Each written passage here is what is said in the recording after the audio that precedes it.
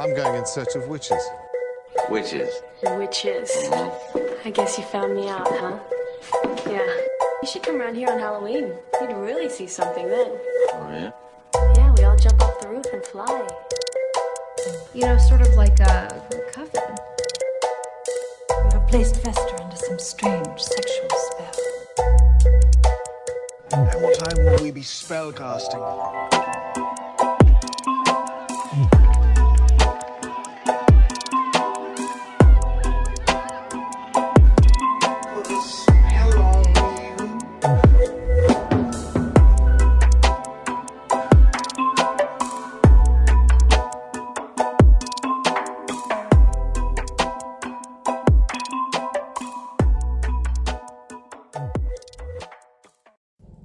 Hello, witches, and welcome to Moonstone Witchery, the podcast where we discuss witchcraft and spirituality in a modern context. My name is Rhian Lockhart. I am the head witch over here at Moonstone Witchery. You can find me online on Instagram at moonstone__ witchery. You can find me on my website where we have lots of cool things happening at moonstonewitchery.com. I would love for you to check it out.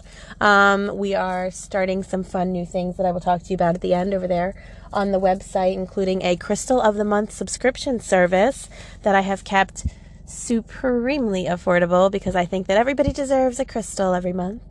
And you can find me on Facebook. There is a Facebook page. It is, it's getting there. So anyway, welcome. I'm glad that I'm here. I'm glad that you are here. You can find me on this podcast.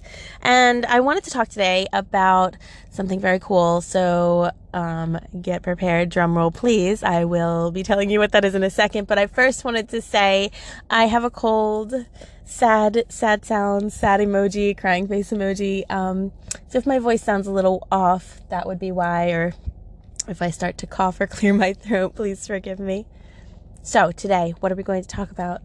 What I'd love to talk about is something that is spiritual and witchy, although it might not seem like it at first. I'm going to title this podcast, perhaps this episode, Empath 101, a guide to being an empath. Because I think that, I know that there are many of us walking around out in this wild wilderness of life as empaths, and perhaps we don't even know that we are empaths, or perhaps you don't even know what an empath is, or perhaps you feel in some ways maybe uncomfortable claiming the title of empath or claiming the word empath.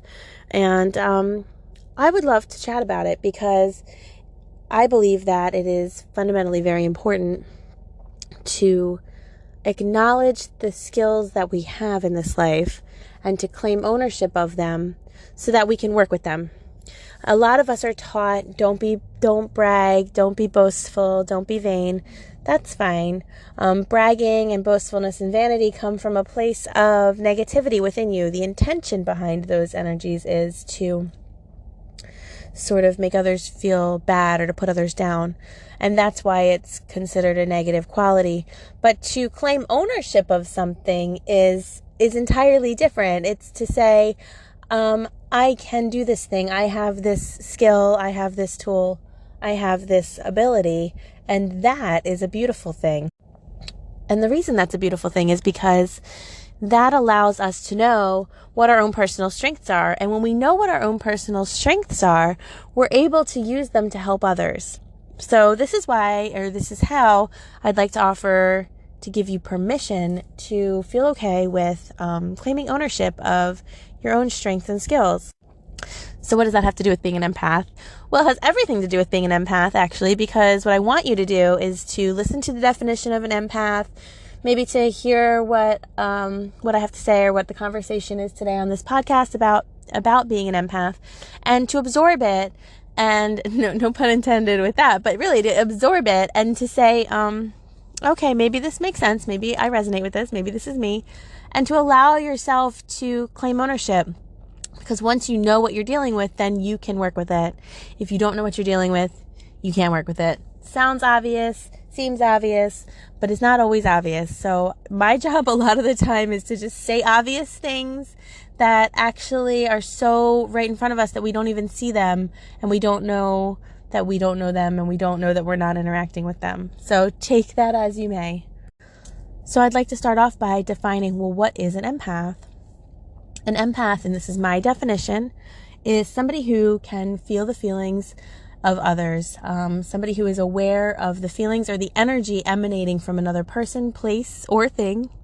I like to include places and things in my definition of empaths because there are absolutely people who can walk into a space. I mean, I'm one of these people, but I also consider myself a psychic intuitive. But when you go into a place, do you ever feel its vibe? Do you ever go, ooh, I don't like it in here, or no way am I going into that room? Or do you ever have a converse effect where you're like, oh my God, this energy in this space is so beautiful and I love it so much? Well, to me, that's you being like an empath of spaces, that's you picking up on the energy of a space. Samesies with like an object. Have you ever held something in your hand and been like, what is this? This feels magnificent. Or, oh my God, like get rid of it. I believe that places and objects accumulate energy in the same way that people have energy that they're emanating or putting out into the universe in some capacity or another. So for me, when I define empath, and I'm writing an ebook about this, and in my ebook about this, spoiler alert, I definitely define empath as somebody who is able to feel the feelings or energies emanating from people, places, and objects. Okay, so you are aware of that energy, you know what it is, you picking up on it. Now, here's the trick though. If you are allowing yourself to sort of step into your spirituality or into your greatness in some capacity, you'll let yourself know that you're aware of the energy. You'll go, oh, I don't like how it feels in here. If you're at the next level, you'll modify your behavior based on that awareness. That is called like self-trust. You will trust yourself to the point that you will feel a feeling about a place or a person or a thing, and you will modify your behavior. So, for example, if you get a bad vibe from someone, level zero is like, I have a bad vibe from this person, but I'm not gonna even let myself know that I have a bad vibe. Or the other thing that people do a lot is, and gosh, I see this a lot. So please try to have awareness if you do this with yourself, because this is actively like dangerous in a way for you.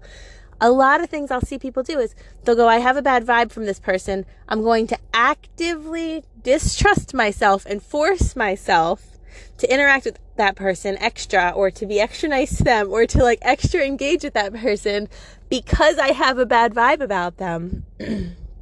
That's not good, y'all.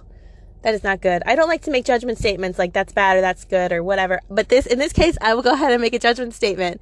It's not good for you to get an intuitive hit, which is what that is, or to have like your empath sensors activated, and for them to be saying to you, oh my gosh, that's bad vibe, bad vibe, bad vibe. And you go, oh really? Bad vibe? I'm going to just like lean really hard into that situation. I'm just going to like extra engage. I have seen people do that. I'm sure that we all know somebody who does this, who has such like deep self-distrust or self-loathing even, or such a lack of regard for their own personal safety, or they've been so like hammered down by life and trauma and abuse that they just don't trust themselves, to the point that if they hear any message from themselves, they're going to do the exact opposite. That's sadness to me. That's the embodiment of sadness.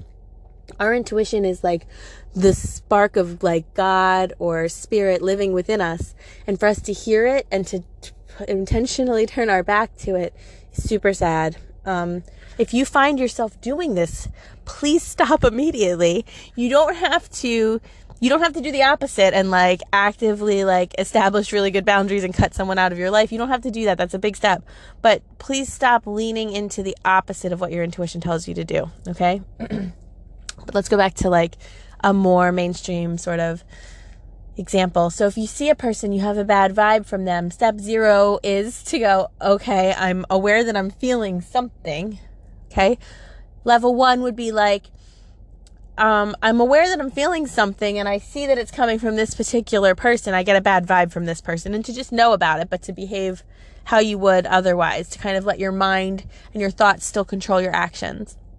The next level is to go, I'm aware that I have a bad vibe about this person. I don't like them, and I'm going to modify how I behave now. as a result. Now, this doesn't mean that I want you to be like nasty to this person. I am never going to advocate you putting bad energy out as a default. I'm just never going to advocate it. I don't like that. I'm not all about that life. What I will say is that you can go ahead and know that you have a bad vibe from someone and just kind of like correct your day around it. Like avoid them or show up really pleasant, shield your energy around them if you're stuck in like some capacity and you have to interact with this person. But do not ever forget that you have this vibe or that you have this innate knowing or that you have this energy. Sit with it, observe it, watch it, modify your behavior though. Don't open up your soul and tell them like your life secrets. If you start to feel like you want to talk to them, monitor what you're saying. Just be aware. What I'm trying to fundamentally say, that I should just use these words, is trust yourself. Believe yourself. Can you imagine a world in which you like give yourself the grace of believing yourself? Isn't that amazing?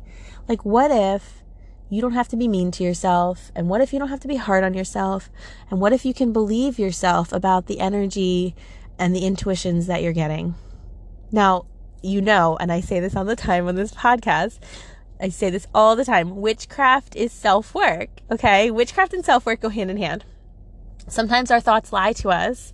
Sometimes our feelings lie to us. So there's a fine line between believing yourself and trusting your intuition. And the only way that you can get really good at that is through practice. So the only way you can practice that is by saying to yourself, okay, I'm going to see what energy I'm picking up in a situation, and I'm going to practice trusting myself and believing that energy, and then I'm going to sit and observe what happens without taking action. And the more you do that, the more you can learn to trust yourself, and the more you can discern what's intuition and what's just kind of like a feeling or a negative thought or a harmful pattern of behavior, because it can get confusing. What's some kind of thought that I'm having that's just me being mean to myself versus what's an active intuitive hit? There are some ways that we can try to figure that out though. One way we can figure that out is if we are triggered up into our mind and we're on a familiar tape. So like if you meet a person, you get a certain vibe from them and it triggers a tape to run in your mind that's like, oh, I'm so stupid and not funny and awkward or whatever, and that's a familiar thought pattern that you have and it gets triggered.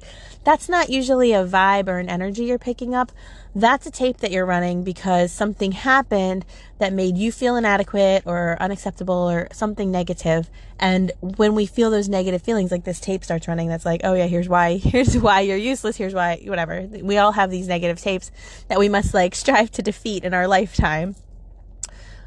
That's a thought. When we have an intuitive hit though, it's like an energy. It's like this pulsating vibe. It's like, imagine like a superhero movie and someone like puts up a force field around themselves and it's like sends out these waves that everybody feels or something like that. That's what it's like to receive the energy from someone intuitively. You're like, whoa, I'm getting slammed with it. And for me, and me alone, I don't know, well, not me alone, but I'm not saying that this is the only way to do it. But for me, I feel those vibes like in my chest, in my heart, kind of. That's where my intuition lives. So if you can figure out where your intuition is in your body, it really helps you to discern, well, what are negative thought patterns versus what is my intuition? Because I'll feel a vibe in a different place than I will think a thought. So our intuition helps us to know, okay, this is an energy emanating from that person. Beautiful. The more you can practice with this, the better, okay? Because it's almost fun. It's almost like treasure hunting, right? To like go into a space and be like, what do I feel here? What vibes do I get from this person? What vibes do I get from this person? What vibes do I get from that person? And then to just practice trusting yourself. And I really like to sit back and be the observer. And I like to sit back and like watch and see, am I right? Am I not right? Like, like I'm doing this field study. Like I'm like out in like the jungle watching like the monkeys or something. And I'm like taking notes on whatever's going on. I don't know. That was a weird analogy. But you understand what I'm saying? I want you to be the observer of your own life. I want you to be the observer of your own intuition. And I want you to sort of detach from judgment of yourself and just be like a scientist about it and just be like, okay, I'm going to watch and see what vibes do I get and how does that play out? Because another part of what's going on is that as empaths, as people who feel the feelings of others or feel the energy emanating from others, we often tend to make it about ourselves a little bit. And this is like this sticky, gross little trap. So I want to like kind of call your attention to it. Empaths kind of tend to be born sometimes from trauma, from growing up in trauma, wherein they tend to often have been raised by someone who, you know, maybe had a little bit of an emotionally abusive manner to them. And so an empath is someone who was really, who has finely tuned skills around reading the energy that is unspoken, unseen, unheard, undeclared. An empath is someone who is into that energy field. They can pick up on the subtleties. They are aware of the energy emanating from someone.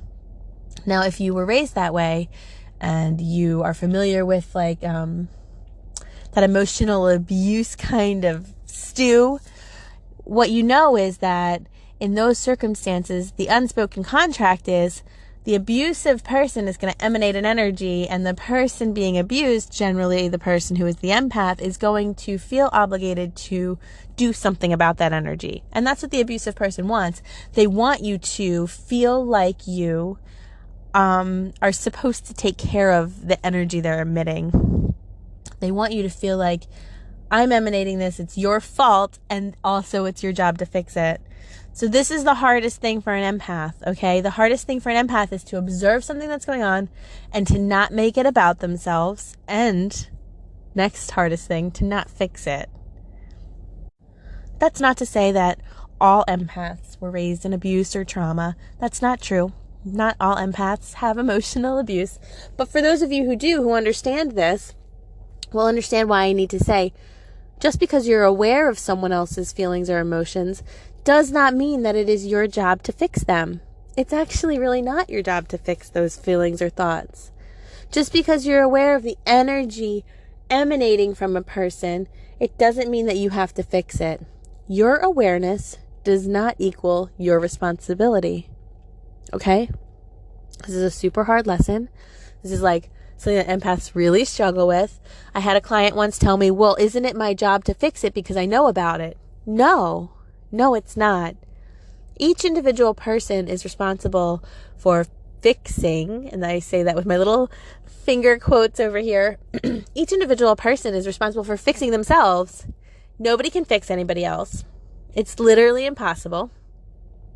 And like, we hear that phrase, like it gets thrown around in self-work communities and everyone's like, yeah, I know. But I really would love for people to like tie an anchor to that phrase and like sink it down real deep into their minds or their hearts, because it's true. Nobody can fix anybody else. I cannot change anybody else's inner feelings, thoughts, emotions, persona, personality. I can't do anything about it. And so it's an exercise in futility. It's a measurement of exhaustion for me to even try. If I was to try to solve someone's problem, if they're radiating negativity at me, I might be able to pass them something they need or clean up the space so that they feel more comfortable or whatever it might be. I could do a few things to improve the situation externally, but I cannot do anything at all to improve the situation internally for the person emanating the energy at me. Okay? And so your job as an empath is to be aware of what's going on. Number one, allow yourself the awareness. Number two, to trust yourself, like believe yourself that you know what's going on, that you are picking up on something and it's legit. I want you to trust yourself. I want you to believe yourself more than anything, because a lot of us just seek to be believed. We want someone to see us and to say, I validate you, I acknowledge you, I accept you, I trust you, you're right, like I see what you're saying. Just like no one else can, we can't fix anyone else, no one else can fix us. So if we are wanting to be validated, we must validate ourselves. So I want you to be aware of what you're feeling and picking up on. I want you to trust yourself and believe yourself. And then I want you to decide, like, what am I going to do about it? Right? Because like for you to go into someone else's energy just because you're aware of it and start like doing things based on the unspoken energy, that's kind of not your job, right? It could be inappropriate even. Because if we're dealing with healthy people and someone is just like putting out a vibe, but they don't know they're putting out that vibe, and you come in and start like doing their self-work for them, that's like hijacking their life for them a little bit. And they didn't ask you. It's not really your place, right? But on the flip side, if it's a toxic situation, someone's putting out a vibe because they want you to come like get in this like yucky emotional abuse stance with them, well then you're harming yourself by doing it. So the question I said was, well, what are you going to do about it? So we've created a scenario where we are aware of someone's energy that they're putting out. We acknowledge that we are aware of it. We trust ourselves and believe it. And then we go, now what? Well, there's several options. You can narrate your reality, which is a handy dandy little phrase that I like to throw around, where you say to someone, hey, are you all right? And they can answer honestly or not. And then that's on them. If they say, yeah, I'm good. You can go, ugh, but you feel awful to me. Like you think that to yourself. You don't say that out loud. You go, okay. And you let them sit and stew in whatever it is that they're dealing with, because you gave them the option to utilize their free will and to opt into talking to you. And they didn't take that option, so that's okay. But you can keep it moving. Or you can say, hey, is everything all right? And they can go, no, I'm really upset, like da-da-da-da, whatever happened. And you can hear them, validate them, do whatever it is that you like to do when you're listening to someone else, or when you're engaging with someone else, or you're connecting with someone else. But do you notice that I'm offering you an option here in which you extend to the other person, hey, I'm noticing something's going on. Do you want to engage with me about it? What that does is it honors both your free will and their free will. You're saying, hey, I'm feeling this feeling coming from you. Do you want to do anything with that? And then they can say yes or no. And then you need to be okay with whatever they say. Now, if you're in a situation where someone's energy is like radiating at you and it's like too much, too intense, too overwhelming, feel free to walk away from that situation at any point. Feel free to do whatever it takes to make yourself feel better. Feel free to just not engage with that energy at that point, because if you've given the option, or even if you haven't, if you know that you're within a place within yourself where you just can't even deal with that, go ahead and shield your energy. Go ahead and move somewhere different. Go ahead and just shut that down. Okay? What I also want to make sure I'm doing here is validating the empaths. I want to say, yes, it's a real thing. Yes, it is a real thing. Yes. You are feeling energy coming from people, unspoken. You are feeling energy coming from places or things. You are picking up on some type of vibe. And if you're in a relationship where you're feeling some type of vibe, and you go, what's up? And they're like, nothing. Or they gaslight you, which means they make you feel crazy, or they like sort of tell you that, you're wrong all the time about the vibe that you're picking up on. That's dangerous, and I'd like you to like remove yourself from that situation if possible. But I want to say it's a valid thing. It's a real thing. You can feel the emotions from others. They're not always bad emotions. Sometimes you can feel someone's joy radiating from them, or you can just feel that someone's got good energy and you're like, I don't know why, but I like that person. That's you picking up on the essence of them. That's what an empath is. An empath is really finely tuned to the energy of other people. It's a beautiful thing, and it can be very exhausting, because something that happens frequently to empaths is they forget to say this one thing to themselves. And what that one thing is like a game changer. It's like a life changer. So get ready. I'm going to give you this big thing that hopefully will be helpful. Okay, the thing I want you to say to yourself is, am I feeling my own feelings, or am I feeling somebody else's feelings? Does this thought, mood, vibe, whatever I've got going on within me that seem to just appear, does this belong to me, or does it belong to somebody else? This is like the quintessential question for empaths to ask themselves. Is this my mood, or is this somebody else's mood? Did I pick up some energy from somewhere, Or what's going on? Is this me? Is this somebody else? Because so many times you can just be out in the world, have an interaction with somebody who's emanating this like yuck at you. And then like it infects your auric field or your energy field, and you're carrying it around with you, and you'll get back in the car and be like, ugh. And then whoever you're with is like, what the heck? And you're like, I don't know, because you've picked up somebody else's energy. You've picked up somebody else's vibrations. You've picked up somebody else's something else. So when you're in some type of mood, you can go, is this mine or somebody else's? And it works in a negative way. So most often this is a helpful tool when you're like feeling some type of way that's bad. But it's also really helpful for you to go, this place always makes me feel better, so I'm going to go there on purpose. If you find a place or a person or an object that always uplifts your energy field, you can go ahead and interact with it intentionally so that you feel better when you're not feeling so great. Conversely, if there is always someone who brings you down, or always a place that makes you feel bad, or an object that's like haunted or something and you're not liking the vibe you're getting from it, I give you permission to just kind of not. Just don't anymore. So ask yourself that question. Is this my feelings? Are these my feelings? Is this my vibe? Or is it somebody else's vibe? Or are these someone else's feelings? And be willing to figure out the answer. A lot of witchcraft or a lot of spirituality is honestly just about being aware of yourself and then doing something with that awareness that you have. And as you do that, you sift through so much, and you up level and up level and up level spiritually, and you become this like highly elevated person. And that for me is my goal. I don't know what your goal is, but that's one of my goals in life. If you find that you are absorbing the energy of people and you don't want to, what I want you to do as an empath is to shield yourself. And I'm going to talk about that more in a future episode, because it's come to my attention that a lot of people don't know how to properly cleanse their energy or shield their energy. But what I want you to do is basically just say, I'm not going to feel the feelings of this person, or I'm not going to allow the energy of this place to infect me, or I'm not going to allow the energy of this situation to change my energy. And you declare it to be so over and over and over again if you need to. And you can use things like chanting or mantras or affirmations, or just standing there in your power, or light a candle, or whatever it is that you need to do to shield your energy field, and just be like, I'm in charge of my energy field. Nothing that's going to happen today is going to, dim my shine.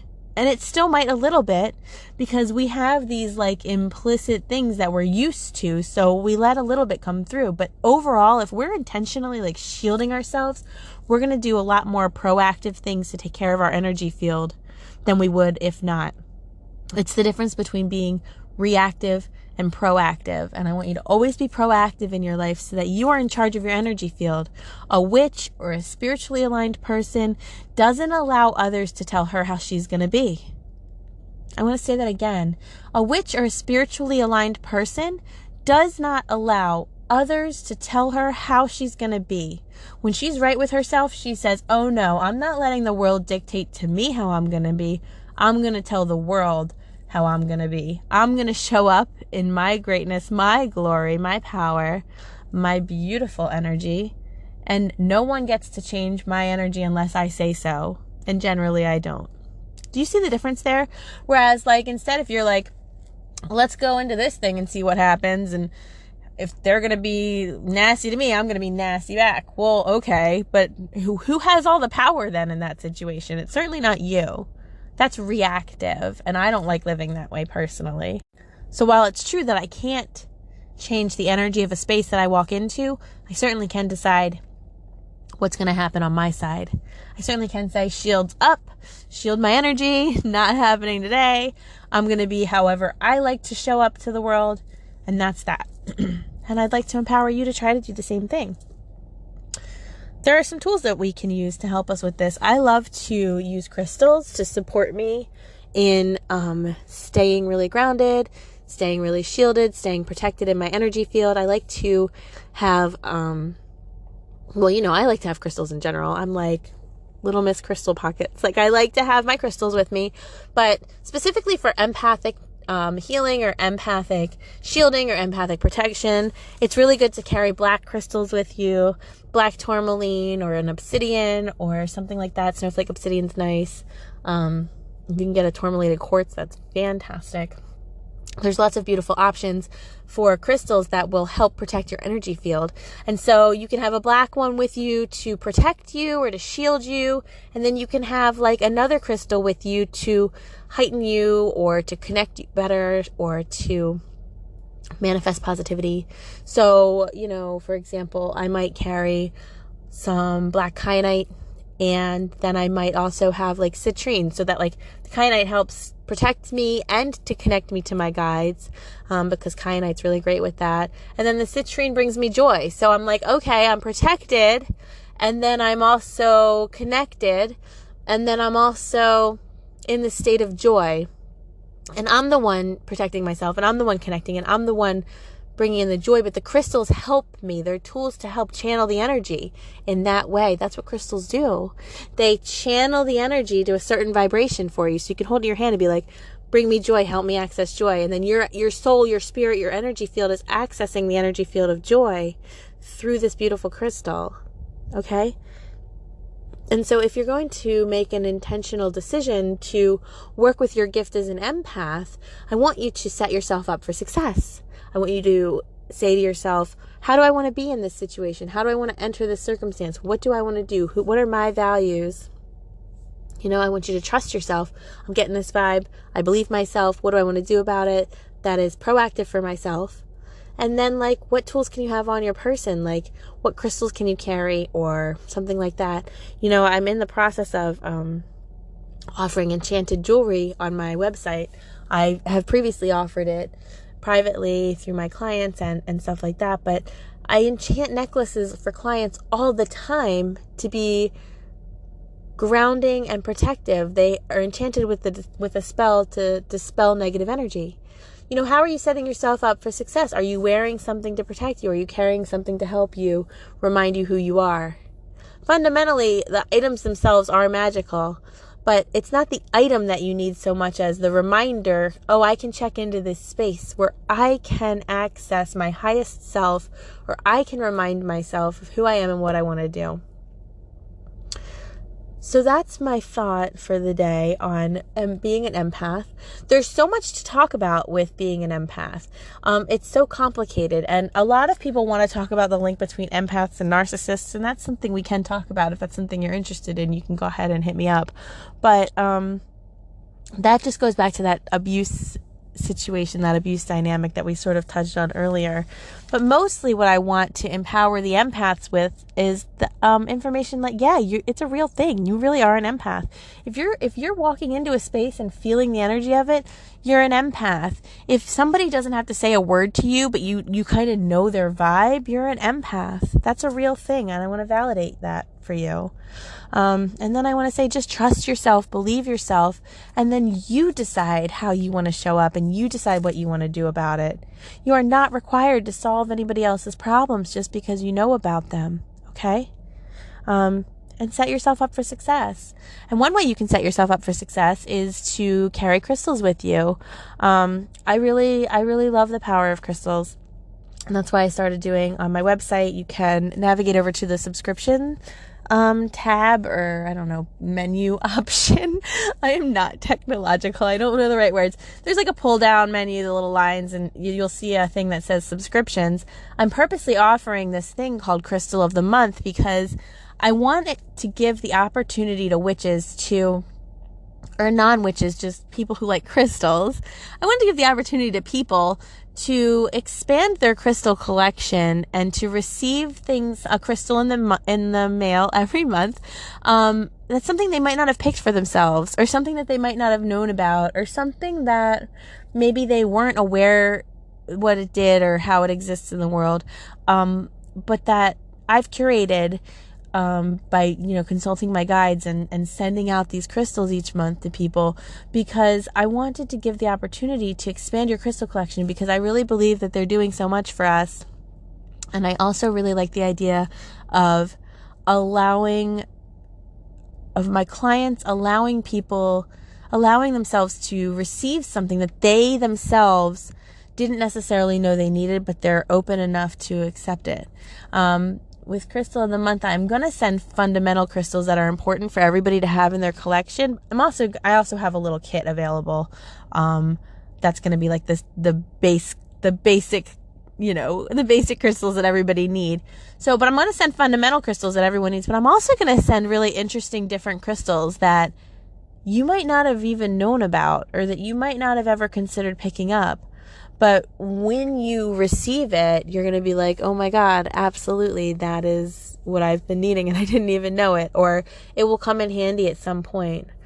Each one's going to have a little card describing the metaphysical properties of these crystals and how to activate them, how to cleanse them, how to charge them, what that even means. It's all going to be there in the card that you receive with your crystal each month. And I priced it at $15 a month. Because I wanted to keep it affordable. I don't think that witch work should be super expensive or unattainable. I will always in my work, as I always have with my psychic readings, with all of my intuitive work, with all of my workshops that I've taught, with everything I've ever done, I've always kept at least one thing very, very affordable, because I think that spirituality should be accessible to everybody. That's why I have an Instagram page. That's free. That's why I'm doing this podcast. That's free. I want everybody to have the option to opt in to spiritual growth. And I think that that's so important. And then I try to keep things very affordable because honestly, one of the reasons that we have all felt so removed from our own essence and our own spirituality is because of money and how that's gotten involved in it. So, I'm keeping it real. I'm keeping it affordable, $15 a month, and you will get a crystal delivered to you with a little information packet, and it's beautiful. And that's my gift to you. So I hope that this was helpful, Empath 101. I will do another podcast about empath things at some point, but please hit me up with some feedback. I've been getting a lot of really cool messages through my website at moonstonewitchery.com. I love receiving messages from you. You can always DM me on my Instagram page, moonstone_witchery. I am active there too. But I love hearing from you guys. I love the feedback on the podcast. And if you have questions or comments, or if you have suggestions for show topics, please do hit me up. I would love to hear from you. Please feel free to find me on any number of the platforms that you can find me, and I would love to connect. And I will post this up and talk to y'all next week.